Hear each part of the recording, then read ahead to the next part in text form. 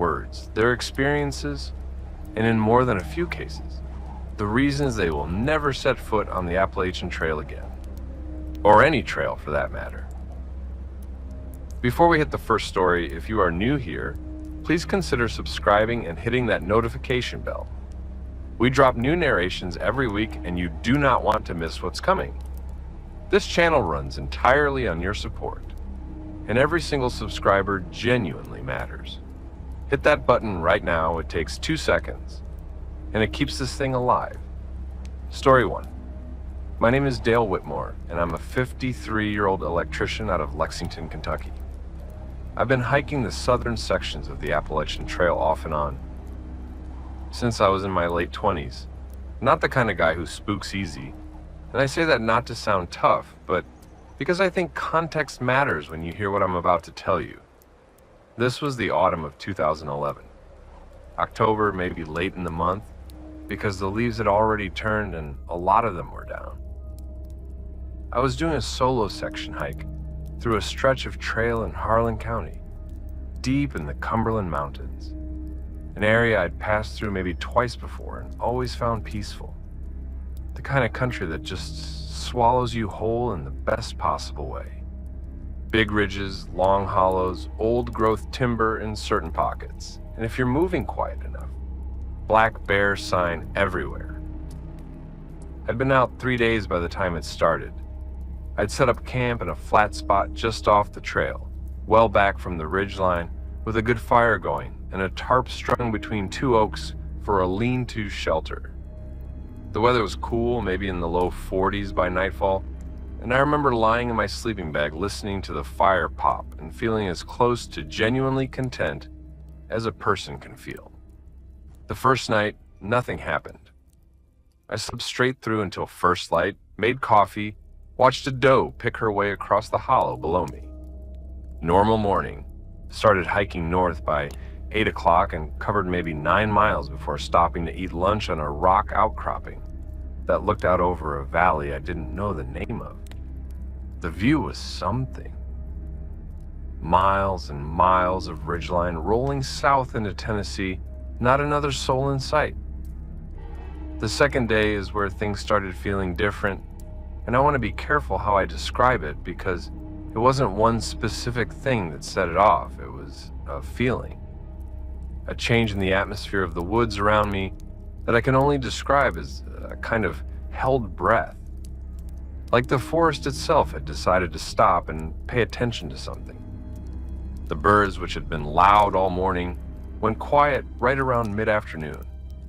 Squirrels disappeared. Even the wind died down, which seemed odd for ridgetop walking, where you nearly always have some breeze. I figured a storm might be rolling in and kept moving. That night I found a different campsite, closer to a small spring, and I'd been asleep maybe 2 or 3 hours when something woke me. Not a sound, at least not one I could identify right away. It was more of a vibration, like the ground had shifted or like something very heavy had set down nearby. I lay still, listening, and then I heard it. Footsteps. Not the light random movement of a deer or a raccoon. These were deliberate, slow, evenly spaced, and they were bipedal. I'd stake my life on that.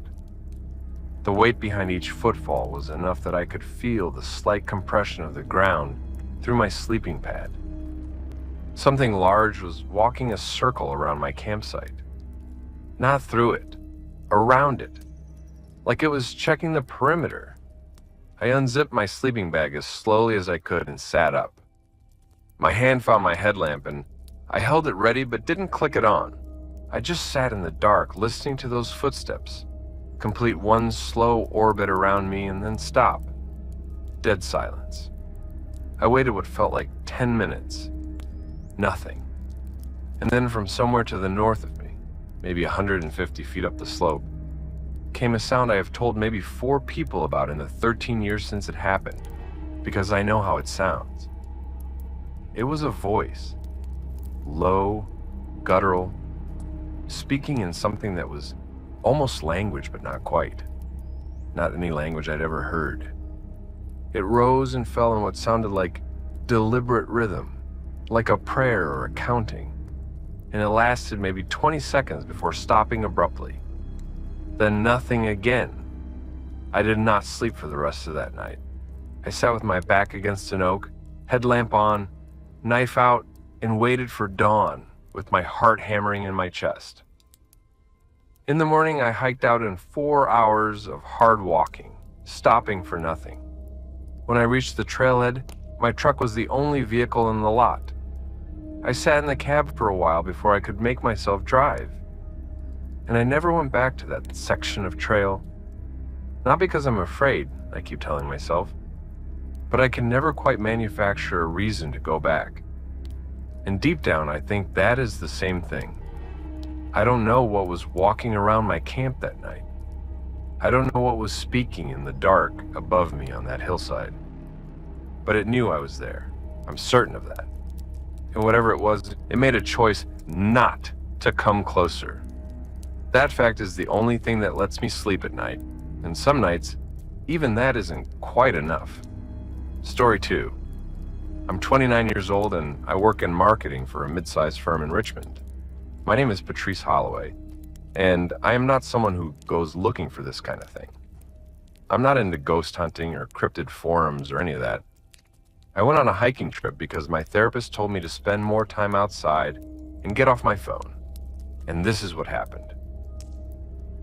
It was the June before last, a Friday through Sunday trip into Shenandoah National Park, along a stretch of the Appalachian Trail that passes through Skyland. I went with my friend Becca Sutton, who was even less outdoorsy than me, but who agreed to come because we'd bought a camping permit months earlier, and neither of us wanted to waste it. The first day and a half were genuinely wonderful. Cool mornings, wildflowers, a black bear we spotted from a safe distance that Becca almost cried about because she thought it was beautiful. The trail through that section is well maintained and popular enough that we passed other hikers regularly, which made both of us feel comfortable. We set up our tent in a designated camping area Saturday night, ate freeze-dried pasta that tasted better than it had any right to, and went to sleep early because we'd planned an early start for the second half of the loop. I woke up just before 3 in the morning needing to use the bathroom. Becca was still asleep and I didn't want to wake her.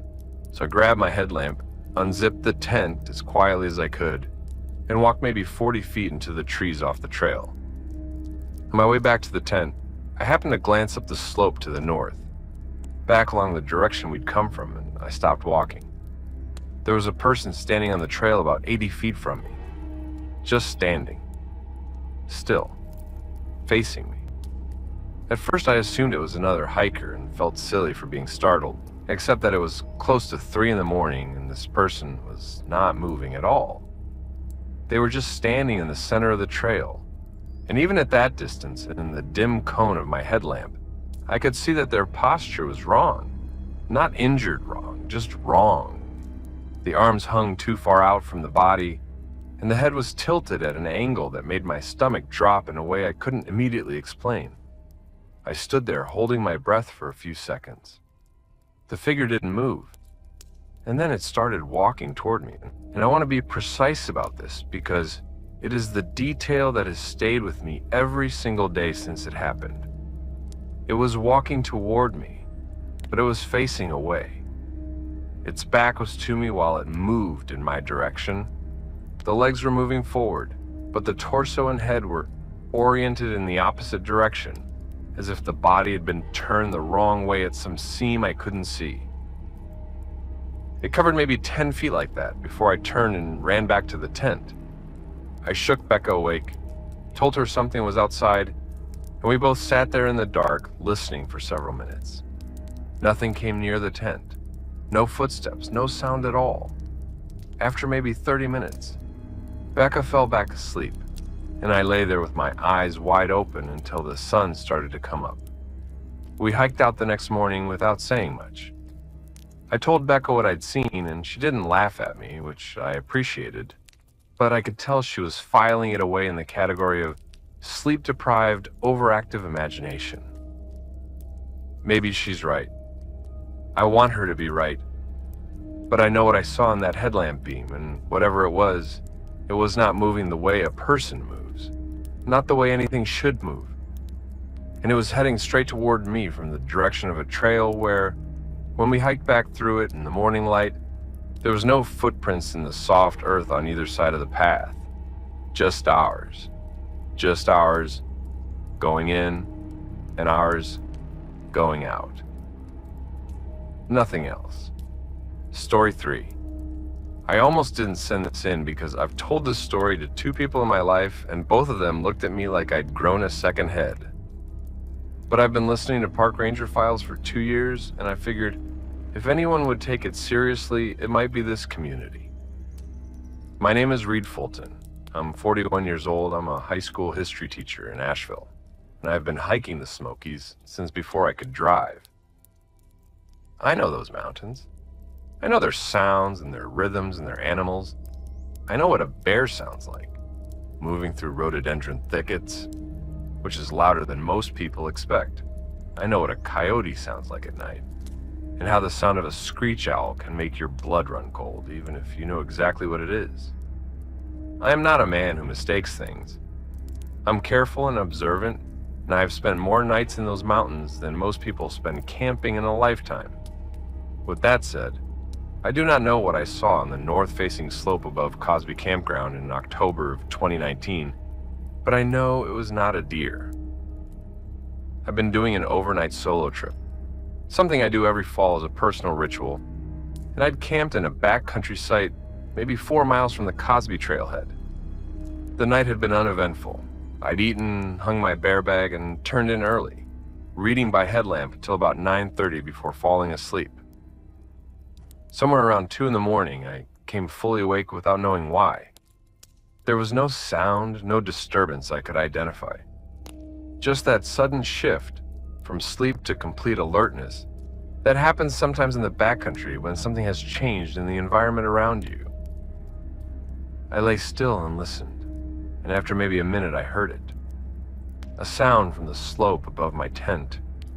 Something moving through the leaves. Heavy. Slow, deliberate. I've heard bear before at night.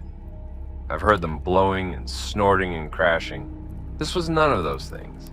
It was patient. Whoever or whatever was up on that slope was not stumbling through the forest. It was picking its way down with intention. I unzipped my sleeping bag and reached for my headlamp but didn't turn it on. Something told me not to. Instead, I sat in the tent and listened. The sound got closer. And then it stopped.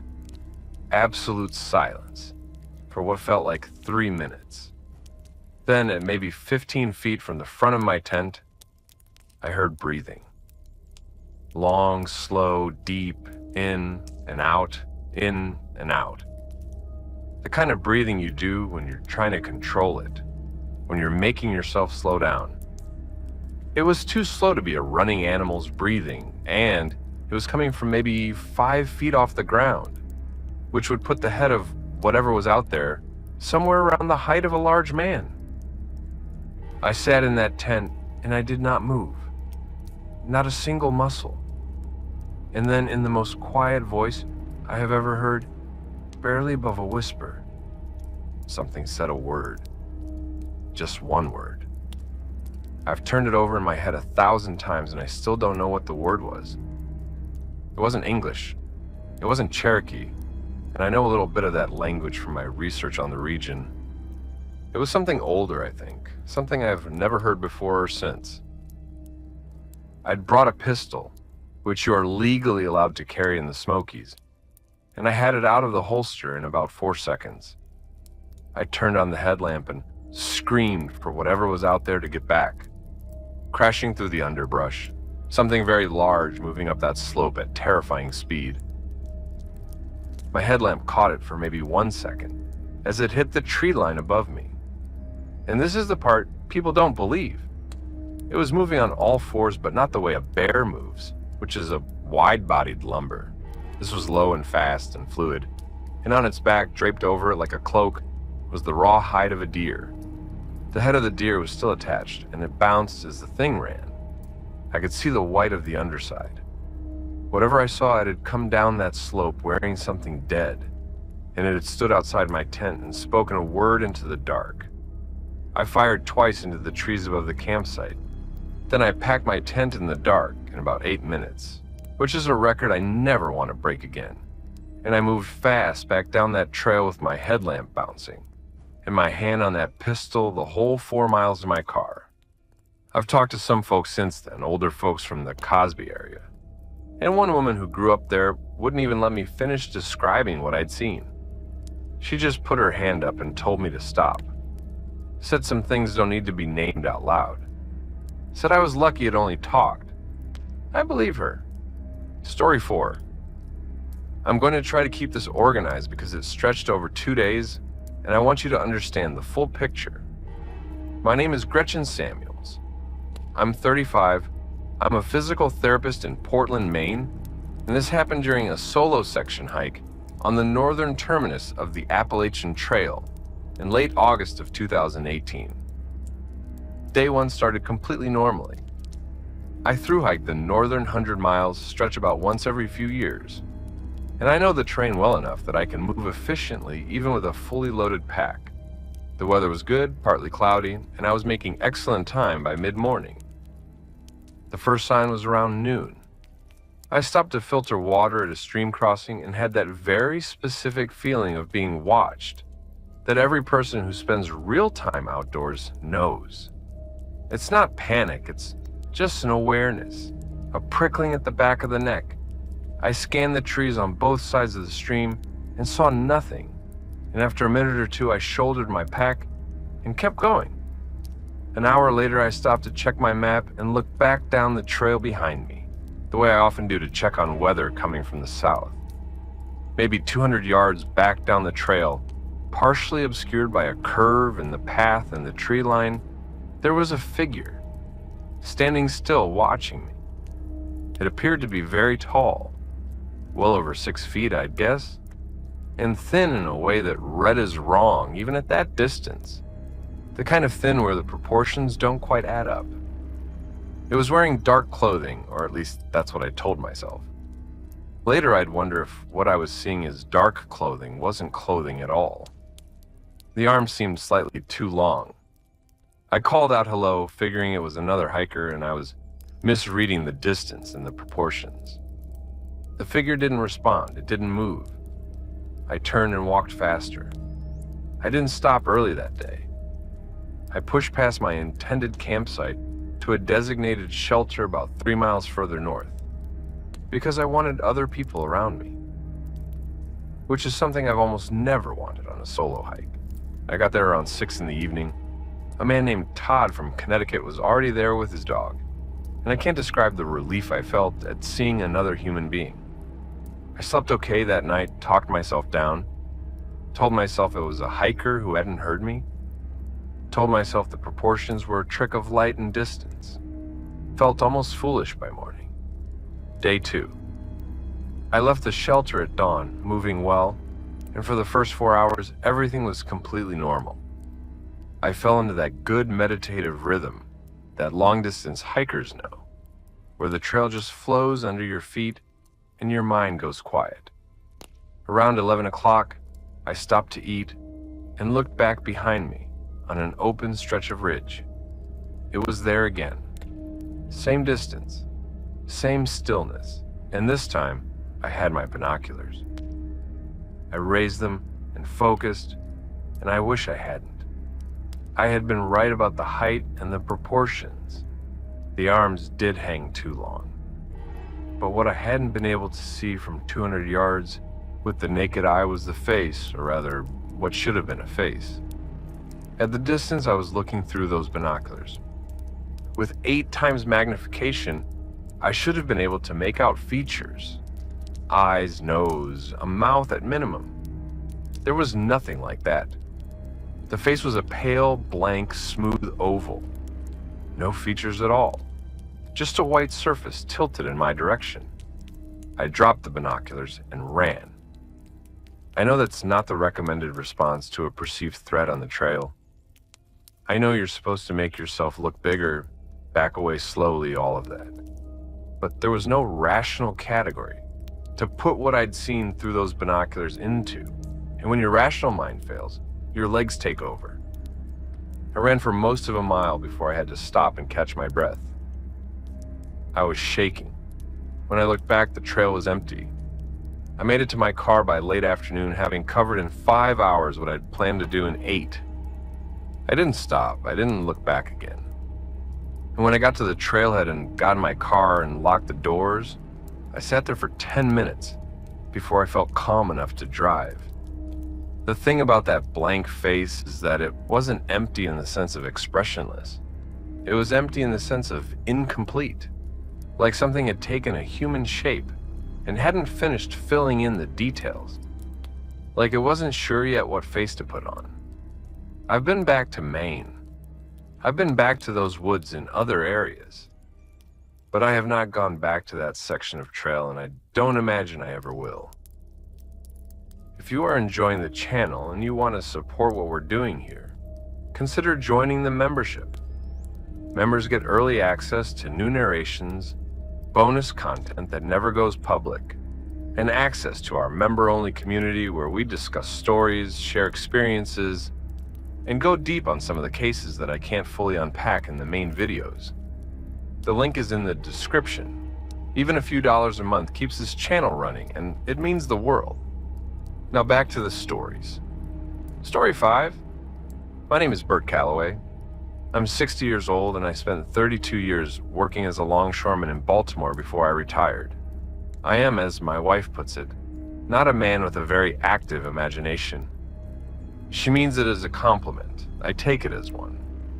I started hiking in retirement because my doctor told me to do something cardiovascular, and I hate gyms with a passion that borders on spiritual.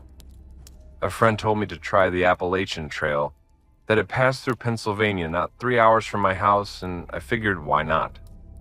Bought some decent boots, a second-hand pack, and started doing weekend overnights in the Duncannon section north of Harrisburg.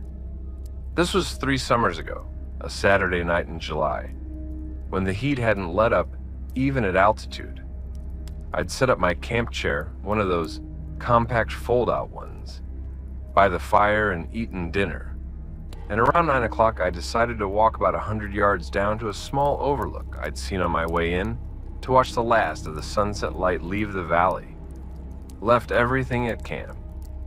Left my headlamp on the camp table, which in retrospect was the dumbest thing I've done as a hiker. Figured I'd be back in 10 minutes before it got dark. When I came back, there was someone sitting in my chair. The fire was still going. Hadn't grown or shrunk in the 10 minutes I'd been gone. And sitting in my camp chair in the firelight, with his back to me, was a man. A large man. Broad through the shoulders, with long dark hair hanging to the collar of a coat that was wrong for July. A heavy thing, dark colored. He was just sitting there, very still, facing the fire. My first thought, honest to God, was annoyance. My camp, my chair. I said something like, "Hey friend, that's my spot." Something innocuous. He turned and looked at me over his shoulder. I want to say he was a person. I want to file it there and move on. But I've been thinking about this for 3 years, and the more I turn it over, the more certain I am that what I saw in the firelight when that head turned toward me was not a normal human face. The geometry was off in a way I can't precisely articulate. The eyes were positioned correctly.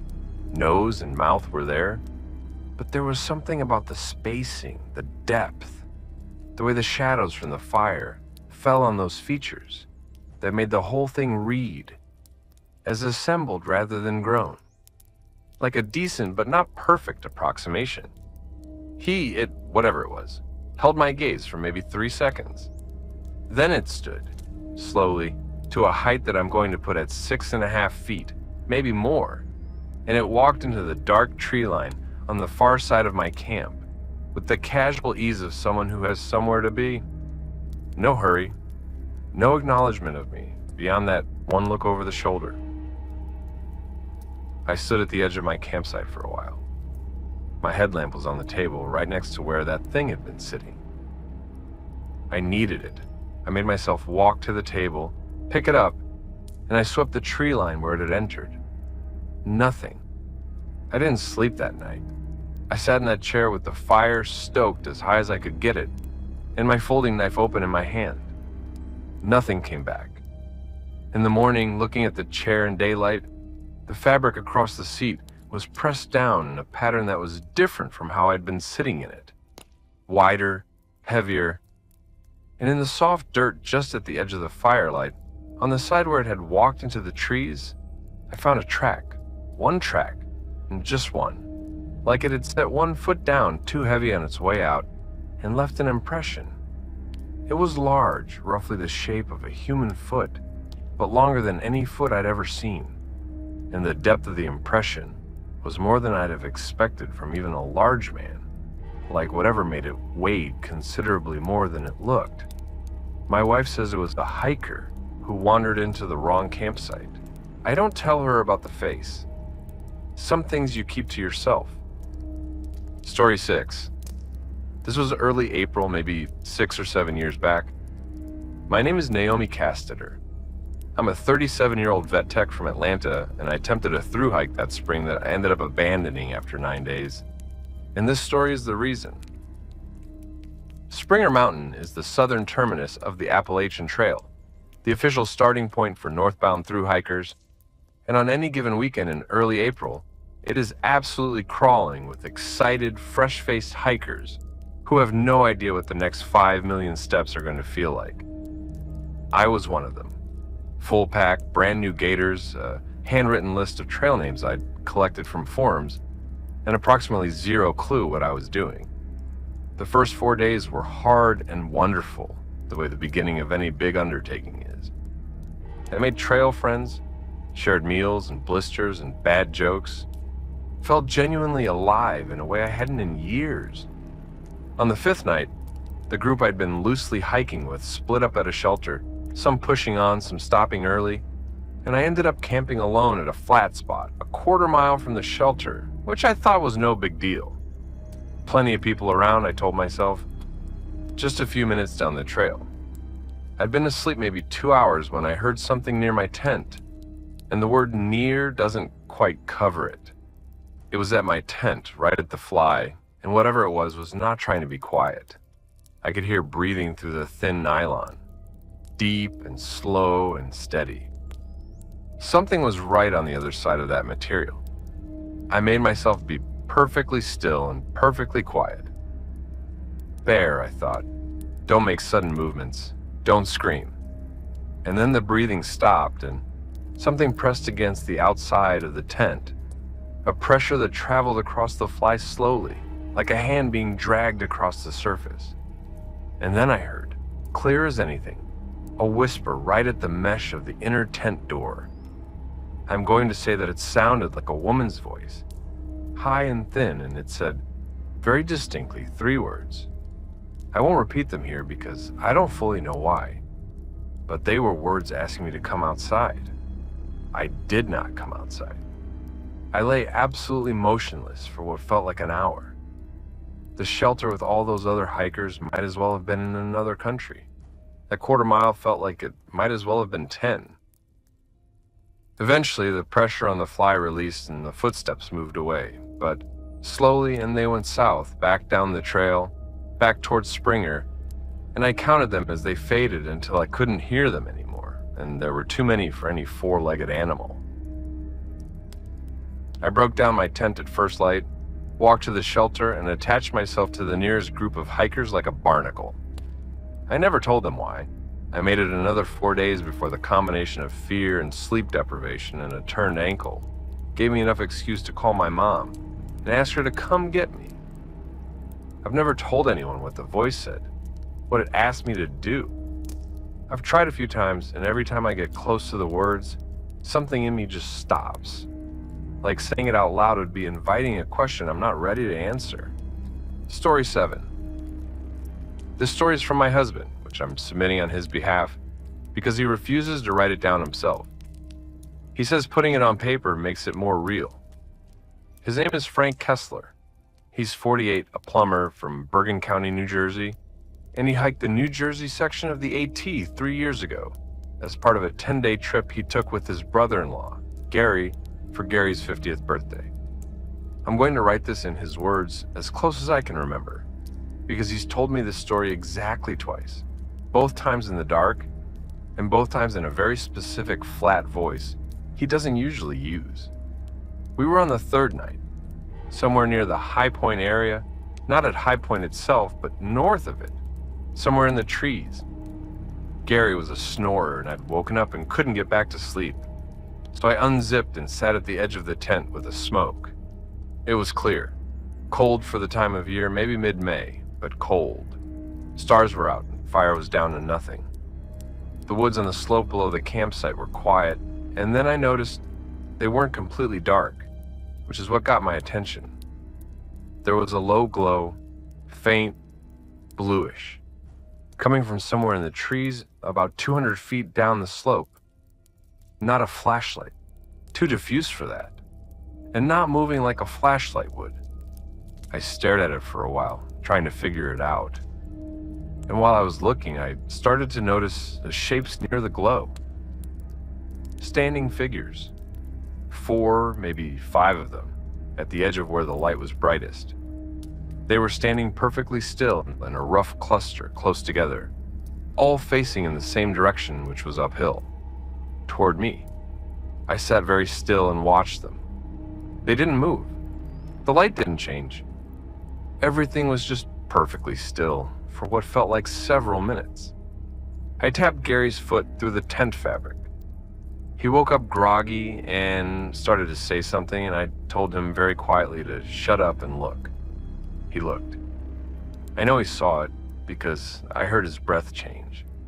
We both just sat there watching these shapes in that blue glow below us, and none of them moved, not 1 inch, for the entire time we watched. And then all at once they were gone. Light and figures, all of it just gone, between one blink and the next. We didn't talk about it. We went back in the tent, and I don't think Gary slept, but I'm not sure because I was watching the tent door and not his face. In the morning, we packed fast and didn't say a word until we'd been walking for 2 hours. And then Gary said, "I don't know what that was," and I said, "Me neither," and we never talked about it again after that. He's never gone back to the AT. Gary still hikes it. Every year, Gary goes back. Frank thinks Gary might not be right. Story 8. I know exactly what animal sounds like on a mountain at night. I'm 50 years old. My name is Clarence Huff, and I spent 6 years working as a wildlife biologist for the state of Tennessee before I went into consulting. I've identified the calls of every bird and mammal native to the southern Appalachians by ear. I've listened to elk bugle from 30 feet away. I've sat blind while black bears investigated my equipment bag.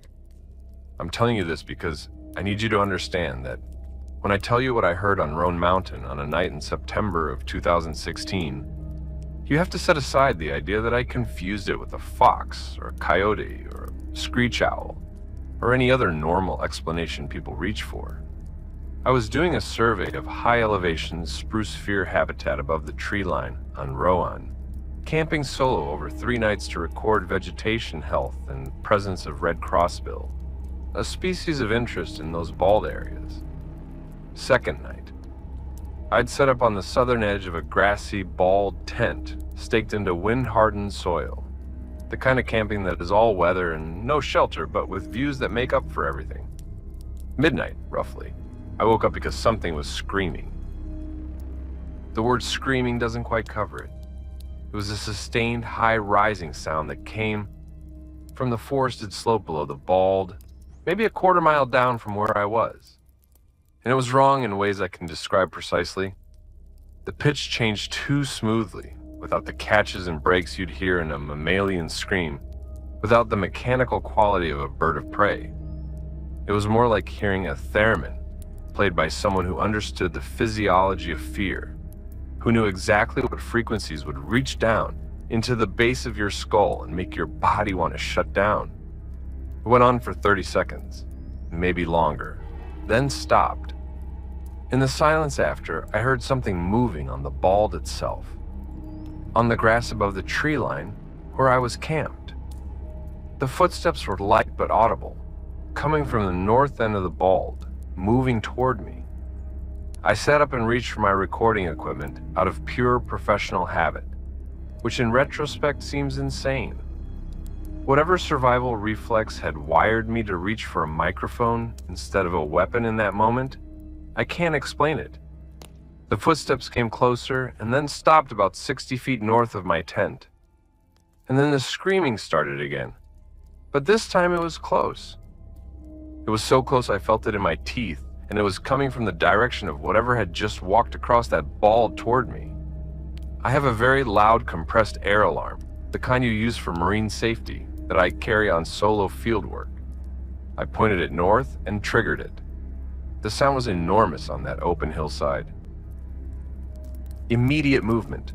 Whatever it was moved back across the bald fast, very fast, and into the forest below, and I heard it hitting tree branches as it went, and there were branches up high, higher than a bear would reach, higher than anything should reach on that slope. The silence that came back was complete. Not gradual. Complete. I got my recording equipment back in its case and wrote up my survey notes from that night through until dawn, because there was nothing else to do, and because keeping my hands moving on paper was the only thing that felt manageable. My handwriting in those notes is perfectly calm, which tells me I was in shock. I've never heard that sound again. I've looked for a match in every sound library I've had access to. I've played it back in my head 10,000 times and applied everything I know about bioacoustics to it. It doesn't match anything. It doesn't match anything that lives on this continent. And whatever was screaming, it walked upright on that bald, and it reached high into those trees. And I think it was angry that I was there. Story 9. My name is Rosalind Tanner. I'm 44 years old, and I run a small landscaping business in Charlottesville. I've been hiking the Virginia section of the AT for about 15 years, usually with my dog, a big shepherd mix named Cargo, who is the most fearless animal I've ever met in my life. He has not flinched once at bears, rattlesnakes, or thunderstorms. On an overnight trip to the section of trail around the Priest, a dramatic summit in Nelson County, in October of 2021, Cargo spent an entire night refusing to leave my sleeping bag, pressed into me, shaking, which he has never done before or since. We'd arrived at the Priest shelter in late afternoon and set up camp nearby rather than in the shelter itself, which I prefer. I cooked, ate, watched the valley below go pink and then dark, and turned in around 8:30 with Cargo curled at my feet as usual. Around 11, he woke me up. I know his sleep sounds and his awake sounds, and he was awake and alert, his body rigid against my legs. I put my hand on his back and felt him trembling, which stopped me cold. I clicked on my headlamp and immediately swept the outside of the tent through the mesh. The trees in front of the tent, maybe 20 feet out, were empty. Then I moved the headlamp to the right side, and there was a man standing in the shadow of a large oak at the edge of the light. Just standing, arms at his sides, looking at the tent. He was close enough that I could see he was wearing what looked like old-fashioned work clothes, the heavy dark kind, and his face was pale, very pale. He was not moving. I said something loud and direct about being armed and he should go away. Cargo was trembling and not barking, which was the single most frightening thing about the whole situation, because Cargo has barked at rocks shaped like dogs before. The man did not move. He stood in that shadow and he did not move at all for what felt like a full minute. And then he stepped backward, once, twice, 3 steps back, slowly, and was gone into the dark behind him. Not into the trees, not moving around the camp, just backwards into the dark, like the dark closed around him. I kept the headlamp on for an hour. Never heard footsteps moving away. Never heard branches moving. Nothing. By morning, I convinced myself I'd been half asleep and dreamed it, And I almost believed that, except for one thing. When I broke camp and walked to the spot where he'd been standing at the base of that oak, the grass was not just flattened, but blackened in a rough outline, scorched almost, as if something very cold or very hot had stood there for a long time. I touched it, thinking perhaps an animal had left some chemical trace, but it just felt like dead grass, completely dead, black and brittle and gone. I took a photo. I still have it. No hiker I've spoken to since has been able to explain what would kill grass in that pattern, in that shape, overnight. Cargo has never had a problem on any hike before or since, but he will not approach the section of trail near the priest. He sits down and he won't move, and I've learned not to argue with him about it. Story 10. This is the one I've been the most reluctant to submit. Not because I think you'll disbelieve me, but because writing it down means thinking it through clearly. And there are parts of this that I've been deliberately keeping blurry in my head for my own peace of mind. My name is Wes Pemberton. I'm 38, I'm a software developer, I work remote, and I've been doing section hikes on the AT in Vermont and New Hampshire for about 6 years. The Vermont section is beautiful and less traffic than you'd expect for a state that's almost entirely forest. I was doing a 4-day solo trip in early September, and on the second day, I'd stopped for lunch at a viewpoint on a ridge near Killington. I'd been talking to myself a little, which I do when I hike alone, narrating decisions out loud, saying things like, "Okay, Wes, what's the plan?" in the way that lonely hikers sometimes do. I finished lunch and kept hiking. That night at my camp in the trees below the ridge, I woke up at an hour I can't pinpoint exactly. 2, maybe 3 in the morning, wide awake, instantly. The way you go when something triggers you out of sleep. Silence. Heavy, complete. And then from somewhere in the dark outside my tent, maybe 30 feet away, a voice said my name. Not a yell, not a call. It said my name the way you say someone's name when they're sitting right next to you, at conversational volume. My full first name, correctly pronounced, with a slight upward inflection at the end, like a question, like, "Wes?" I lay completely still. 20 seconds of nothing, and then again, "Wes?"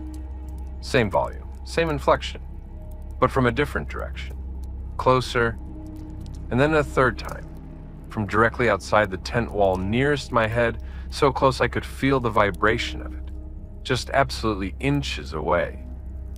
"Wes." No question mark that time. Flat. A statement. I held my breath. I pressed my back against the opposite tent wall and held my breath, and I did not say a single word. And whatever I'd learned about human interaction and about what you do when someone calls your name, every single reflex to respond was screaming at me. Every social instinct said answer. Every survival instinct said, "Don't." I didn't answer. After what felt like 5 minutes of silence, I heard something move away from the tent. Slow footsteps through the leaves, moving north. They faded gradually. In the morning, I packed quickly, and as I was lifting my tent stakes, I noticed the leaves around the north side of my tent, the side where the voice had been closest. They were undisturbed everywhere except for one small area where the leaves had been swept aside in a rough arc, as if someone had crouched there for an extended period and shifted their weight once or twice. That arc was small. Whoever or whatever crouched there was not large, which is perhaps the most disturbing element of the whole thing, because a small thing that speaks with a human voice and knows your name in a forest where you've been completely alone for 36 hours is harder to rationalize than a large one. Large things I have categories for. I've told this story to 2 friends who hike. One told me it was another hiker who'd overheard my talking to myself on the ridge. I sat with that explanation for a while. I want it to be true. But another hiker who'd overheard my name would have said, "Hey," or "Hello," or would have asked if I was all right. They would not have crouched in the leaves outside my tent at 2 in the morning and said my name in the dark like they were checking whether I was home. Okay, friends, quick pause here. If you've got a story of your own, something you've never been able to explain, something that happened out in those woods and that you've been sitting on for years, send it in. The email is in the description. I read everything. Your story might be the next one I feature, and if you're watching on YouTube, drop a question in the comments below. Tell me which story hit hardest tonight, or ask something about the trail sections we've covered. I want to hear from you. The comments section is always the best part of any upload. Story 11. My name is Simone Arcan. I'm 26 years old, originally from Quebec, now living in Manchester, New Hampshire, and I've been an avid hiker since my father took me into the Laurentians as a small girl. I moved to New Hampshire partly because of its proximity to the White Mountains and the northern section of the Appalachian Trail, which is some of the most dramatic and challenging terrain in the entire eastern United States. This happened in late July of last year on a section of trail I know extremely well, because I've walked it at least a dozen times. I was doing a day hike from the trailhead, no overnight gear, just a pack with water, food, a first aid kit, and rain gear. The day was clear and cool, perfect hiking weather, and I was about 5 miles in when I passed a man on the trail. That sounds completely normal. People pass on the trail constantly, but there was something about this man that made me step to the side and watch him as he passed me, which is not something I usually do. He was walking south downhill in the direction I'd come from. He appeared to be in his mid-60s, gray-haired, thin, with a very deliberate and steady walking pace. Not slow, not fast, just precise. He was wearing old-fashioned hiking clothes, the kind that haven't been popular since the 70s or early 80s. A heavy anorak, wool trousers, leather boots with old hardware. He had no pack at all, not even a day pack, just his hands at his sides. No water bottle, no snacks, no map. Nothing. He didn't look at me as he passed. His eyes were fixed on the trail ahead of him. I said bonjour out of habit, then corrected to good morning. He didn't respond, didn't look up, kept walking. I watched him for a moment, and then kept going north. I hiked another 4 miles, ate lunch at a viewpoint, and then turned around and headed back south. On the return trip, about 2 miles from where I'd seen the man, I came around a turn and there he was, walking south, same pace, same posture, eyes fixed forward, same direction. I'd been walking south too, and I'd been moving faster than his steady pace suggested he was capable of, and yet here he was, ahead of me, walking in the same direction. I said, "Excuse me," in English. He didn't respond. I pushed my pace until I was walking alongside him and looked at his face. He was staring straight ahead, and his eyes, I need to say this carefully, his eyes were not tracking. They were open and forward, and they were not reacting to light or movement or anything. The eyelids were not blinking at a normal rate, and his face was deeply pale with a grayish cast to it that I've seen before in patients in certain medical situations. I asked if he was all right. He turned his head and looked at me. The eyes were not right. I've thought about how to describe this for a year, and the best I can do is to say that there was a quality of absence in them, like the mechanism behind them had been switched off. He looked at me with those eyes for 3 full seconds, and then turned his head forward again and kept walking. I jogged ahead of him, turned around, and tried to look at his face from the front. He walked straight toward me at his unchanged pace, and at the last second walked around me without altering his stride at all, without looking at me, just perfectly smoothly altering his path to go around the obstruction I was making and continuing south. I stood in the trail watching him go. He walked around a bend and out of sight. I ran after him. Around the bend, the trail was empty. I was looking at a straight section of 300 yards with no turnoffs, no branching paths, no place to go. He was gone. That evening at the trailhead, I asked 2 other hikers who'd been coming off the same trail if they'd seen an older man in vintage gear, no pack, walking south. They both said no. One of them had been on that exact stretch of trail for most of the day, and had seen no one matching that description. I've gone back to that section 4 times since then. I haven't seen him again. I'm glad, and yet I'm watching for him every time. Story 12. I'll keep my name out of this if that's all right. I've got kids and a job that requires some public credibility, and I don't need people associating me with this. You can call me by a different name if you want. Use Thea. That works. I'm 42, I'm an attorney, and my husband Garrett and I do a section of the Appalachian Trail together every year as a kind of anniversary tradition, which started the year we got married and which we've kept up for 14 years. We like the sections in Maryland and West Virginia because they're close to us and we know them well. This was 2 years ago, the section passing through Harper's Ferry, which is historically significant and also just gorgeous, where the Shenandoah and Potomac rivers meet below a series of dramatic cliffs. We'd done this section before and knew it well, and we'd booked an inn in Harper's Ferry for the second night, which made the camping feel lower stakes, like we had a soft exit available. The first night we camped south of town. Uneventful. Beautiful even. We ate well and slept well and woke up early to a foggy riverside morning that felt like something out of a painting. The second day we were moving north toward town, going to pass under the railroad bridge that crosses the Potomac, which is a well-known feature of this section of trail, and a spot we'd passed through at least 3 times before. The bridge underpass was in shadow, the water was maybe 15 feet below us, and the trail runs along a narrow stone path that's essentially the underside of the bridge support. It's cool and a little echoey, and usually takes maybe 40 seconds to walk through. Halfway through, Garrett stopped. I almost walked into him. I asked what was wrong. He pointed to the far side of the underpass, to the shadows at the southern exit. Something was crouching in the shadow there, at the edge of where the light met the dark, maybe 15 feet ahead of us. Crouching low, and the body was angled toward us, and even in that deep shadow, I could see the eyes catching some reflected light from the river. Bright, like an animal's eyes in headlights. That reflective quality. But positioned at the height of a crouching human, not a low-bodied animal. We both stopped and stared. It didn't move. We didn't move.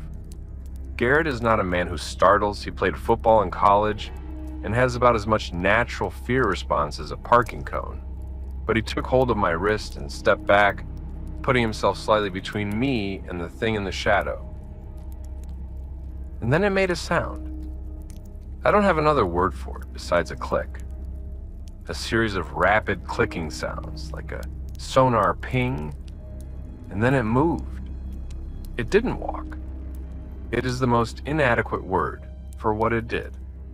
It went sideways along the stone wall of the bridge support with the kind of fluid, total body movement that suggests joints oriented differently than a human skeleton. It hit the wall. It seemed to travel along it. It was in shadow, so I cannot give you a precise account of what its body did. And then it was on the ceiling of the bridge underpass, and then it was gone, up and over and out. Garrett and I stood in that underpass for about 30 seconds without speaking. We walked out the other side very fast, didn't look up as we cleared the bridge, and were back on open trail in the sunshine before either of us said anything. We hiked the rest of the way to Harper's Ferry in something like 3/4 of the time it should have taken us. At dinner at the inn, over a bottle of wine that we finished faster than usual, Garrett said, "I don't want to talk about what that was," and I said, "Neither do I." And we ordered dessert and talked about our kids. We haven't been back to that section. Next year, we're planning the Vermont section instead. Neither of us has said explicitly that the change of plan is because of the bridge. Neither of us needs to. Story 13. I haven't slept well since this happened, and it's been 18 months. I've tried to write this down 3 times and stopped each time because I don't want it to be real. But here it is. My name is Owen Burkett. I'm 33 years old. I work in forestry, which means I've been in remote woods by myself for much of my adult life, and I'm not going to be mistaken about what I'm describing. Late November, the standing Indian area of the Nantahala National Forest, which the Appalachian Trail passes through in the far southwestern corner of North Carolina. A section of trail I'd scouted for work purposes, checking on some reforestation plots, not a recreational trip. I was staying 2 nights alone in a camper van I'd parked at the lower trailhead. The first night was cold and uneventful. The second night I woke up at some point around midnight to the sound of what I can only describe as children playing. Voices, laughing. The kind of chaotic overlapping sound of 3 or 4 kids just running around outside in that unself-conscious way kids have. High voices, quick words I couldn't make out. Movement sounds like they were chasing each other around the van. I lay in my sleeping bag in the van trying to make sense of what I was hearing. There was no campground nearby. No parking for families. The nearest residential area was miles down a dirt road. And it was midnight in late November in 40-degree temperatures. There were no children who had any logical business being outside in the dark in those woods. The playing sounds continued for a few minutes. I sat up and looked out the van window. Nothing visible. Just the dark tree line and the stars. And then one of the children knocked on the van door. A small fist. Rap, rap, rap. The way a child does when they want to come in. And then a small voice right at the door said, "We're cold. Can we come in?" The voice sounded young, 7 or 8 years old. A girl, I thought. And the word we indicated she wasn't alone. I sat completely still. "We're cold," she said again. And then there were sounds of multiple children at the door.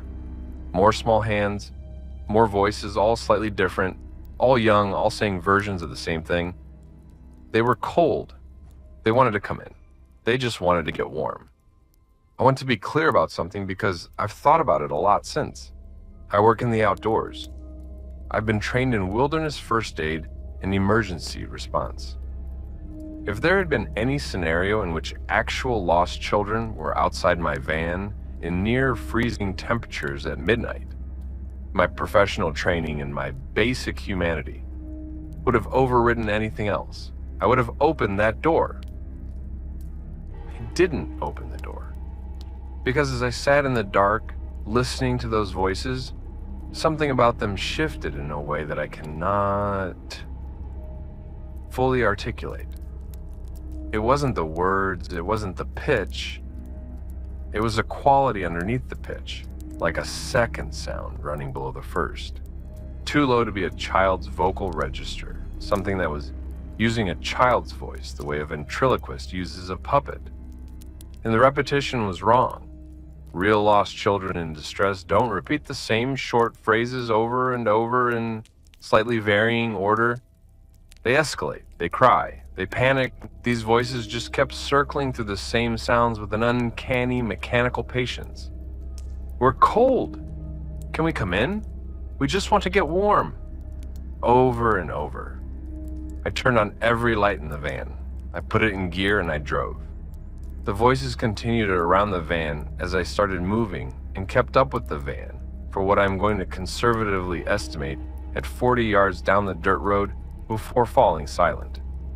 I drove to a gas station in town, parked under the lights in the lot, and sat until morning. I filed no report. What would I say? There are no words for the official record that cover this. Instead, I got back in those woods at dawn in daylight and finished my survey work like a professional. And then I went home and I called my sister and I talked to her for 2 hours about nothing in particular because I needed to hear a normal human voice. I have a 4-year-old niece. I will never in my life forget the difference between the way she laughs and the sound of those voices outside the van. There is a quality in real children that those voices were missing, something I don't have a name for, some warmth or randomness or life that just wasn't there. They wanted me to open the door. Whatever they were, they wanted in, and whatever would have happened if I'd opened it, I am grateful every day that I didn't. Story 14. My name is Amber Rozak. I'm 28 and I teach elementary school in Allentown, Pennsylvania. I hike the Pennsylvania sections of the AT a few times a year because it's local and I know it well, which is the exact thing that makes what happened in this story so hard to accept. I was on a day hike last October with my friend Lexi, who was visiting from out of state and wanted to do something active. We did a section south of Port Clinton, a moderately trafficked stretch that I'd hiked at least 4 times. We had a perfect day, good weather, we took a lot of photos, and we drove home feeling good. That evening, Lexi and I were going through our photos over dinner, sending each other favorites to share. Normal stuff. I was scrolling through a sequence I'd taken at a viewpoint overlooking a valley. I'd taken 4 photos in quick succession of the same view from the same spot, turning slightly between each one to get a panoramic sense of the scene. Lexi is in the 3rd one, standing at the overlook railing, looking out at the view. In the 4th photo, which I took less than 3 seconds after the 3rd, there is someone standing directly behind Lexi. I was the only other person there. I took the photo. Lexi was at the railing and standing approximately 3 feet behind her, so close they could have reached out and touched her shoulder. It is a figure that I did not see when I took the photo. A tall, pale figure in dark clothing, with its face turned directly toward the camera, directly toward me. The face is not clear. The resolution is fine. My phone camera is good. But the face in the photo is somehow indistinct in a way that the rest of the image is not. Not blurry, not out of focus. Just wrong. Like the pixels in that area are arranged in a way that suggests a face without resolving into one. I showed Lexi. She went pale. We had not seen anyone else on the trail for at least 45 minutes before or after that viewpoint. There was nowhere to come from, and nowhere to go without being visible on the trail. And in 3 seconds between the 3rd and 4th photograph, this figure appeared behind my friend and then was gone again. Because by the time I would have taken a 5th photo, it was not there. I've looked at that photograph maybe 100 times. I've zoomed in, I've adjusted the exposure and contrast. I've sent it to 2 photographer friends and asked them to explain it. One told me it looked like a real person and asked why I was worried about a random hiker. I said, look at the face. She looked at the face. She sent the photo back without comment. Lexi asked me to delete it, and I almost did. I still have it. I don't know why I kept it. Maybe because deleting it felt like agreeing that the thing in it had the right to be unseen. Or maybe because I'm morbid. Probably both. The worst part isn't the photograph. The worst part is that I know the viewpoint it was taken at, and I know exactly where you'd have to stand to frame the shot the way I did, and I was standing there. And that means whatever was 3 feet behind my friend was also approximately 3 feet in front of me. And I didn't see it. I didn't feel it. I didn't register it at all. I was looking right at it through my camera screen, and something about it, whatever it was not visible to my eyes in real time, only to the lens. I don't know what to do with that. I don't know what it means. I just know that viewpoint is somewhere I will never stand again. Story 15. This is the last story, and I want to give it the space it deserves. The person who sent this in asked me to change their name, and I've honored that. I'm calling them Ray. They're 55 years old, and they live in central Maine, and they've been hiking the Maine backcountry since they were a teenager. Ray hiked into the Gulf Haggis area alone in early September, a section of remote country near the AT corridor in Piscataquis County. Gulf Haggis is sometimes called Maine's Grand Canyon, a dramatic slate gorge along the Pleasant River, and it is staggeringly beautiful and extremely remote. Ray had done this trip before and was comfortable with the terrain. On the first night, camped at a flat spot near the gorge rim, Ray woke up at approximately 1 in the morning to a sound they describe as singing. Not music, not a tune, a sustained wordless tonal sound coming from multiple sources in the forest around the camp, overlapping, harmonizing in a way that Ray says And this is a quote, felt like it was aimed at something specific, like the sound was for a purpose I wasn't meant to understand. Ray lay still and listened for a long time. The singing, if that's the right word, moved around the camp slowly over the course of maybe 20 minutes. Never getting closer, never getting further, just maintaining a steady perimeter of sound. And then from the direction of the gorge, which was perhaps 60 yards from the campsite, something large splashed in the water below. Once. And the singing stopped at the same instant, like a switch. Silence. After a few minutes, Ray heard footsteps. Single set. Moving away from the gorge and toward the campsite, slow and heavy on the ground. They came to within maybe 30 feet of the tent and stopped. Ray had a headlamp. They turned it on and looked through the tent mesh. Standing in the light at the edge of the camp was a figure unlike anything Ray has been able to categorize in 55 years of living in Maine and decades of outdoor experience. It was tall, 7 feet, Ray estimates, possibly more. It stood upright on two legs, but the silhouette was wrong in too many ways to list. The shoulders too wide, the head too large, the neck too long.